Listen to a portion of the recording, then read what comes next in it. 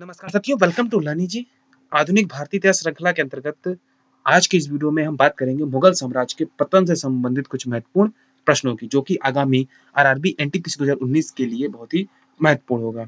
आगे बढ़ने से पहले वीडियो को लाइक जरूर कीजिए और किसी भी सब्जेक्ट की या इस सीरीज की पीडीएफ प्राप्त करने के लिए आप हमें इन व्हाट्सएप नंबर पर कॉन्टेक्ट कर सकते हैं या फिर अपनी ईमेल आईडी हमें कमेंट बॉक्स में कमेंट कर सकते हैं। तो शुरू करते हैं। और इसके अलावा हमारी करंट और साइंस की सीरीज भी कंटिन्यू है। अगर आपने उन वीडियोस को मिस किया है तो प्लीज़ चैनल पर विजिट कीजिए और चैनल को सब्सक्राइब कीजिए और बेल आइकन प्रेस कीजिए, जिससे आपको सभी वीडियोस मिलते रहें, जो कि आगामी एग्जाम्स के लिए बहुत ही महत्वपूर्ण सिद्ध होंगे। तो शुरू करते हैं। आज का हमारा जो पहला क्वेश्चन है वो है, औरंगजेब की मृत्यु के बाद उसका कौन सा पुत्र सिंहासन पर बैठा? तो बहुत ही बेसिक सा क्वेश्चन है कि जब औरंगजेब की मृत्यु हुई तो उसके बाद उसका कौन सा पुत्र सिंहासन पर बैठा? आपके पास ऑप्शंस हैं मोहम्मद आजम, मोहम्मद मुअज्जम, कामबख्श या फिर मोहम्मद अकबर। यहाँ पर एक चीज बता दें कि जो मोहम्मद अकबर था उसकी जो मृत्यु थी वो औरंगजेब की मृत्यु से पहले हो चुकी थी। जब औरंगजेब की मृत्यु हुई उसके पहले मोहम्मद अकबर की मृत्यु हो चुकी थी। तो उसके जीवित पुत्र थे मोहम्मद आजम, मोहम्मद मुअज्जम और कामबख्श। इन्हीं के बीच उत्तराधिकार का युद्ध हुआ और फाइनली क्या हुआ ये हम आगे क्वेश्चन में जानेंगे। पहला तो हमारा क्वेश्चन है कि मृत्यु के बाद कौन सा पुत्र सिंहासन पर बैठा? तो जो व्यक्ति या इसका जो पुत्र सिंहासन पर बैठा वो था मोहम्मद मुअज्जम। मोहम्मद मुअज्जम जो था वो शाह आलम की उपाधि के साथ सिंहासन पर बैठा। इसके अलावा उसने बहादुर शाह प्रथम की उपाधि भी ली थी। इसके पास दो उपाधियां थी, बहादुर शाह प्रथम और शाह आलम प्रथम, और 1707 से 1712 ईस्वी तक शासन में रहा। नेक्स्ट क्वेश्चन है, मुगल साम्राज्य के पतन का प्रमुख कारण क्या था? जो मुगल साम्राज्य बहुत ही शानदार रहा और इसके काल में वास्तुकला, शिक्षा और चित्रकला अपने-अपने समय में काफ़ी महत्वपूर्ण और काफ़ी फेमस रहीं। तो उस साम्राज्य का पतन अचानक से कैसे हुआ? इसके पीछे का जो प्रमुख कारण था, वो क्या था? इसके पीछे का जो कारण थे, वो इनमें से क्या हो सकते हैं? अयोग्य उत्तराधिकारी, सैनिक अदक्षता, मराठों का उत्थान या फिर आर्थिक दिवालियापन। तो इसका जो सही आंसर है, वो है अयोग्य उत्तराधिकारी। जो मुगल साम्राज्य था, उसका पतन का जो मुख्य कारण था, वो था अयोग्य उत्तराधिकारी। औरंगजेब के बाद कोई भी उनका उत्तराधिकारी उतना योग्य नहीं था कि वो शासन को संभाल सकता, क्योंकि उस समय जो चुनौतियां थी वो ज्यादा थी। एक तरफ अंग्रेज, दूसरी तरफ मराठा और उसके अलावा और भी स्वतंत्र शासक जो थे काफी महत्वपूर्ण और शक्तिशाली थे। तो इन ये जो है उनका सामना नहीं कर सके। तो जो उत्तराधिकारी थे वो अयोग्य थे, इस वजह से मुगल साम्राज्य का पतन हुआ। नेक्स्ट है, किसके मतानुसार मुगल साम्राज्य के पतन का प्रमुख कारण सैनिक अदक्षता थी? इतिहासकारों ने भी अपने अपने मत दिए हैं। तो सैनिकों की दक्षता में कमी भी मुगल साम्राज्य के पतन का प्रमुख कारण था। ये कौन कहता है? किसके द्वारा ये कथन कहा गया? सर जादूनाथ सरकार, विलियम अर्विन, सरदेसाई या फिर स्मिथ? तो ये जो कथन कहा गया ये विलियम अर्विन के द्वारा कहा गया। विलियम अर्विन ने कहा कि सैनिक अदक्षता जो थी वो मुगल साम्राज्य के पतन का प्रमुख कारण थी। नेक्स्ट है, जजाऊ का युद्ध किसके मध्य लड़ा गया? तो यहाँ पर बता दें कि जो जजाऊ का युद्ध था ये उत्तराधिकार का युद्ध था, जिसमें औरंगजेब के पुत्रों के मध्य लड़ा गया था। ऑप्शंस हैं मुअज्जम और आजम के मध्य, आजम और कामबख्श, मुअज्जम और अकबर, दारा शिकोह और औरंगजेब।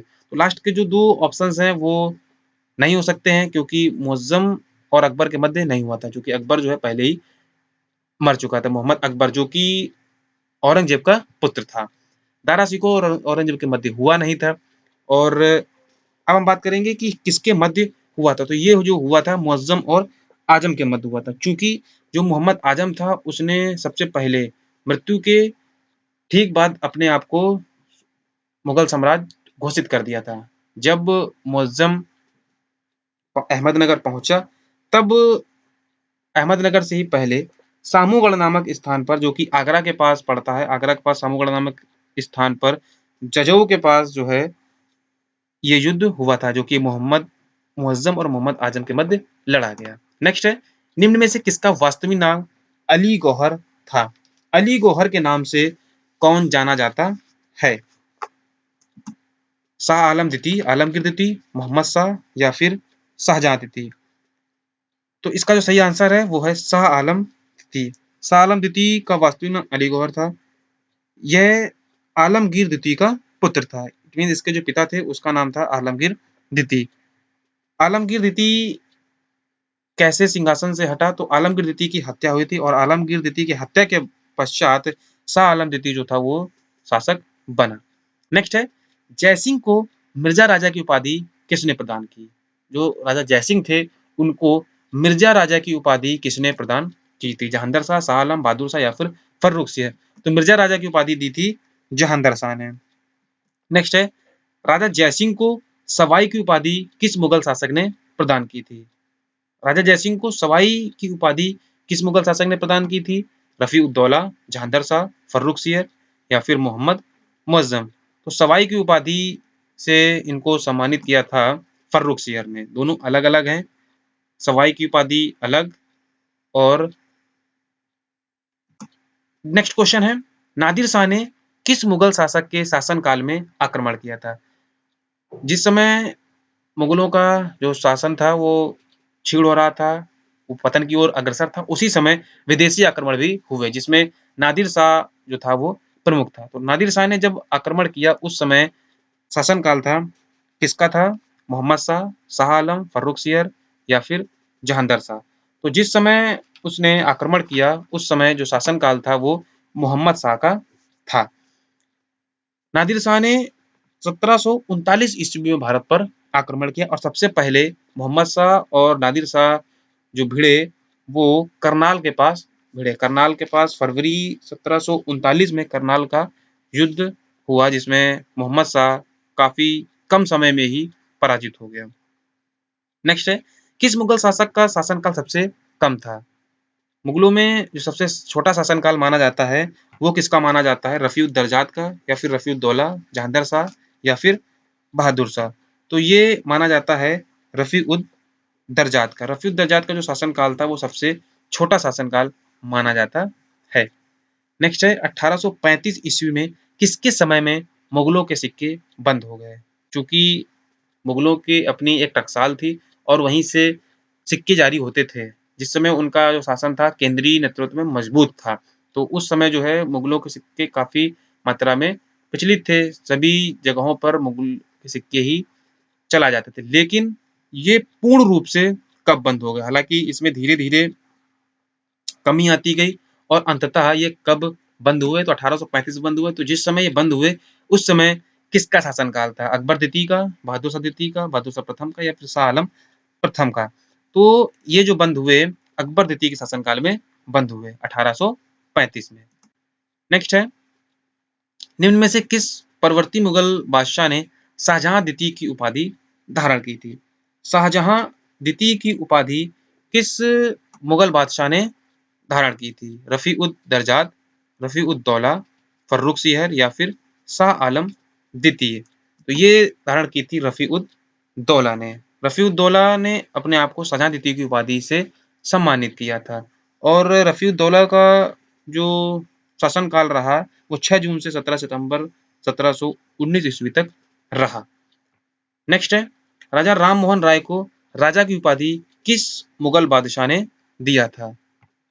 ऑप्शंस हैं अकबर द्वितीय, बहादुर शाह द्वितीय, आलमगीर द्वितीय या फिर नन ऑफ दीज।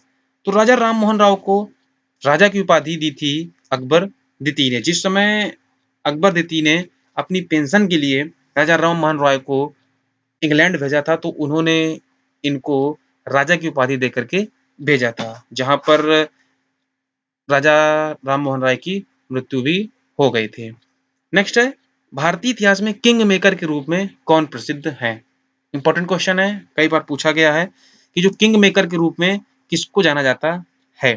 तो किंग मेकर के रूप में सैयद बंधुओं को माना जाता है, जो जिनका विस्तृत जो रूप नाम है वो है हुसैन अली एवं अब्दुल्ला खां, जो कि सैयद बंधुओं के नाम से जाने जाते हैं। ऐसा क्यों? क्योंकि इनके जो पिता थे उनका नाम था सैयद अब्दुल्ला खां वारा। इट मीन्स यदि क्वेश्चन पूछा जा सकता है कि सैयद बंधुओं में से किसी भी एक का नाम चाहे हुसैन अली हो या अब्दुल्ला खां, इनके पिता का नाम क्या था? तो वो था सैयद अब्दुल्ला खां वाराहा, ये उन्हीं के पुत्र थे।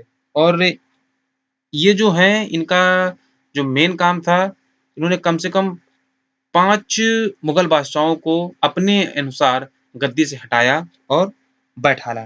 जिनमें प्रमुख रूप से आते हैं फर्रुखसियर, रफ़ीउद्दर्जा, रफ़ीउद्दौला और मोहम्मद शाह, जिनको इन्होंने अपने अकॉर्डिंग राजगद्दी पर बैठाया और उनकी हत्या करा करके या फिर उनको कूटनीति से षड्यंत्र के द्वारा उनको राजगद्दी से हटा दिया। नेक्स्ट है सैयद बंधुओं का अंत किसके समय में हुआ? सैयद बंधुओं का जो अंत हुआ वो मोहम्मद शाह के समय में हुआ और दोनों की हत्या हुई। इनमें से जो सैयद हुसैन अली थे उनकी हत्या हैदर खां ने की। हैदर खां ने उसकी हत्या कर दी और इसके अलावा जो अब्दुल्ला खां थे उसको जहर दे करके मार दिया गया। तो इस तरीके से सैयद बंधुओं का अंत हुआ। किसके समय में हुआ ये इंपॉर्टेंट है, तो ये हुआ मोहम्मद शाह के समय में। नेक्स्ट है नादिर शाह का दिल्ली पर अधिकार कब हुआ? नादिर शाह का जो दिल्ली पर अधिकार हुआ, चूंकि उसने सबसे पहले 1739 ईस्वी में भारत पर आक्रमण किया था और 24 फरवरी 1739 को उसने करनाल का युद्ध जीता था। लेकिन बाद में वह दिल्ली पहुंचा। तो दिल्ली कब पहुंचा? वह दिल्ली 20 मार्च 1739 ईस्वी को पहुंचा। इसके अलावा जो नादिर शाह था वो लगभग 15 मई तक, 20 मार्च 1739 को पहुंचा और 15 मई तक वो दिल्ली में ही रहा। नादिर शाह की अगर हम बात करें तो नादिर शाह जो था वो खुरासान में इसका जन्म हुआ और इसको ईरान के नेपोलियन के नाम से भी जाना जाता है। नादिर शाह का भारत पर आक्रमण करने का जो मुख्य उद्देश्य था वो सिर्फ और सिर्फ धन की प्राप्ति करना था और धन की प्राप्ति करने के लिए ही उसने भारत पर कई बार आक्रमण किए और अंततः उसने दिल्ली पर कब्जा भी किया। और जाते जाते वह मयूर सिंहासन जो कि शाहजहां द्वारा बनाया गया था, इसके अलावा काफी अधिक मात्रा में नगदी, हीरे जवाहरात और हाथी, घोड़े और भी अपने जरूरत के सामान वो यहाँ से ले गया था। तो मेन काम था उसका लूट करना, जो कि वो करके ले गया। नेक्स्ट है नादिर शाह और मोहम्मद शाह के मध्य समझौता कराने में किसने प्रमुख भूमिका अदा किया था? नादिर शाह और मोहम्मद शाह के मध्य समझौता कराने में जो प्रमुख भूमिका थी वो थी निजामुल मुल्क की। निजामुल मुल्क ने नादिर शाह और मोहम्मद शाह के मध्य समझौता कराया था। नेक्स्ट है नादिर शाह के आक्रमण के समय मुगल सेना का मीर बख्शी कौन था? जिस समय नादिर शाह ने आक्रमण किया और पहला आक्रमण करनाल में हुआ तो उस समय मुगल सेना का जो मीर बख्शी था, जो कि महत्वपूर्ण पद होता था, वो कौन था? तो मीर बख्शी जो था वो खाने दौरान था। खाने दौरान जो था उस समय मीर बख्शी के पद पर था। नेक्स्ट है करनाल के युद्ध में खाने दौरान के मारे जाने के पश्चात मोहम्मद शाह ने किसे मीर बख्शी का पद दिया? करनाल के युद्ध में ही खाने दौरान की मृत्यु हो गई और उसके बाद जो मीर बख्शी का पद दिया गया वो किसे दिया गया? तो वो दिया गया निजामुल मुल्क को। तो बाद में निजामुल मुल्क जो है वो मीर बख्शी के पद पर आसीन हुआ। तो आज की वीडियो में सिर्फ इतना ही। नेक्स्ट वीडियो में हम इसी टॉपिक से संबंधित कुछ और प्रश्न आपको बताएंगे, तो वीडियो को मिस मत कीजिए और नेक्स्ट वीडियो की अपडेट पाने के लिए चैनल को सब्सक्राइब कीजिए और बेल आइकन जरूर प्रेस कीजिए, जिससे नेक्स्ट वीडियो की अपडेट आपको इजीली अवेलेबल हो सके।